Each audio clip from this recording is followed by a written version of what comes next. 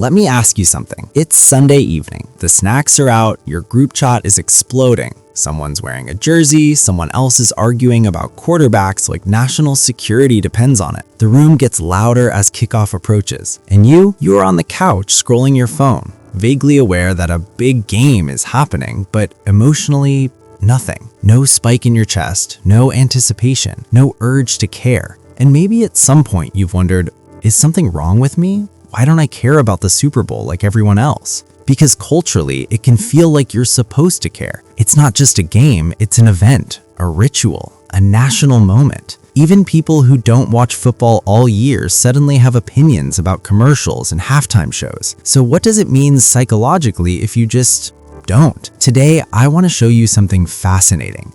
Because not caring about the Super Bowl isn't random. It's not necessarily apathy, and it's definitely not a personality flaw. In fact, it can reveal some really interesting things about how your brain processes identity, belonging, stimulation, and meaning. Let's start with something simple. Human beings are wired for tribes. For most of human history, survival depended on belonging. Being part of the group meant protection, food, shared resources. Your brain still carries that ancient code. That's why collective events feel powerful. Concerts, religious gatherings, political rallies, sporting events. The Super Bowl is a modern tribal ritual. When millions of people tune in simultaneously, cheer at the same moments, groan at the same mistakes, your brain releases bonding chemicals like oxytocin. Studies on sports fans show that watching your team win can spike testosterone and dopamine. It literally feels like you've won something yourself. So if you don't feel that surge, what's happening? Well, one possibility is that your identity isn't fused with the tribe. There's a concept in psychology called identity fusion. It describes how deeply you merge your sense of self with a group. For some people, "we won" isn't metaphorical. Their brain processes it almost as personal achievement. But if you don't strongly identify as a football fan, your brain doesn't attach stakes to the outcome. It's just a ball moving across a field. No personal narrative, no ego investment, no tribal surge. It's like watching someone else play a video game you've never touched. Technically interesting, maybe, but emotionally neutral. And here's where it gets interesting. Some people are highly responsive to collective energy. They feed off crowds, noise, shared emotion. Others are more internally anchored. They don't automatically absorb the emotional climate around them. If you are someone who can sit in a loud Super Bowl party and feel oddly detached, that might say less about football and more about your nervous system. You may not get the same dopamine hit from synchronized group excitement. Your brain might prioritize depth over spectacle. Think about it. Some people love fireworks. Others prefer stargazing. Fireworks are loud, communal, explosive. Stargazing is quiet, solitary, slow. Neither is superior, but they activate very different psychological systems. Now let's talk about stimulation. The Super Bowl isn't subtle. It's bright lights, fast cuts, booming commentary, dramatic music, constant ads engineered to hijack your attention. For some brains, that's thrilling. For others, it's exhausting. Research on sensory processing shows that people vary widely in how they respond to high-intensity environments. Highly sensitive individuals, for example, often feel overstimulated by noise and rapid shifts in attention. What feels electric to one person feels draining to another. So if you find yourself thinking, this is too much, your brain might simply prefer a different tempo. And then there's meaning. Sports are symbolic stories. Underdog versus giant, comeback arcs, legacy, redemption. They're modern mythology wrapped in jerseys. When someone says it's more than a game, psychologically, they're not wrong. But here's the key question. Does that story resonate with you? If your brain doesn't map football onto something personally meaningful, identity, nostalgia, family tradition, regional pride, it won't light up in the same way. Maybe your meaningful narratives live elsewhere, in art, in business, in books, in building something, in relationships. Your brain allocates emotional energy based on perceived relevance. It's efficient like that. It doesn't invest deeply in stories it hasn't tagged as mine. There's also something else that's rarely talked about: non-conformity. When a cultural moment becomes almost mandatory, you have to watch the Super Bowl, some personalities instinctively resist. Not out of rebellion for drama's sake, but because autonomy matters deeply to them. Psychologists studying self-determination theory talk about three core needs: autonomy, competence, and relatedness.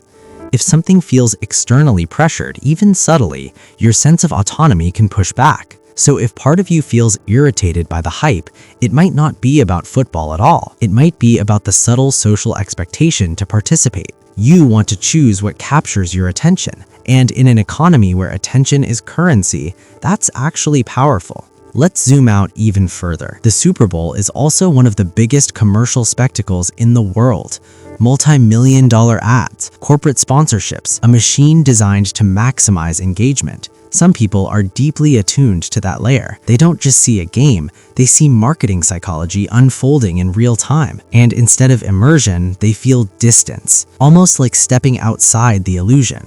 It's hard to get swept up in the wave when you're analyzing the ocean. And maybe, if you're honest, you've felt that before. That subtle sense of being an observer rather than a participant in mass culture. That doesn't mean you're superior, but it might mean you're wired to question rather than automatically join. There's also something else that's rarely talked about: the vulnerability. For some people, not caring is actually a form of protection. If you didn't grow up with sports traditions, if you felt left out of those bonding moments, if you were the kid who didn't know the rules and felt embarrassed asking, sometimes the brain learns, this isn't my arena. Indifference can be easier than feeling excluded. And here's where I want to be gentle. If you've ever felt slightly alien in rooms where everyone else is screaming at the TV, that feeling makes sense. Humans are hypersensitive to belonging cues. When we don't share the enthusiasm of the group, it can trigger a subtle sense of being out of sync. But being different isn't deficiency. In fact, some of the most creative, independent thinkers in history were slightly out of sync with mass rituals. They didn't automatically plug into collective excitement. Their energy went into other pursuits. The key question isn't why don't I care, it's what do I care about? Because everyone's brain has a Super Bowl, something that makes time disappear, something that creates anticipation, something that makes you lean forward instead of lean back. For some, it's sports.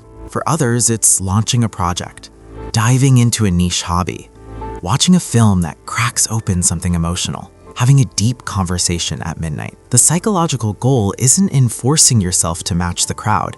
It's in understanding your own circuitry. Maybe you're less driven by tribal competition and more by individual mastery. Maybe you prefer cooperation over rivalry. Maybe spectacle doesn't move you, but subtlety does. And here's the philosophical twist. Mass events remind us how powerful shared attention can be, but they also reveal something beautiful. We don't all vibrate at the same frequency. Imagine if every brain lit up for the same things.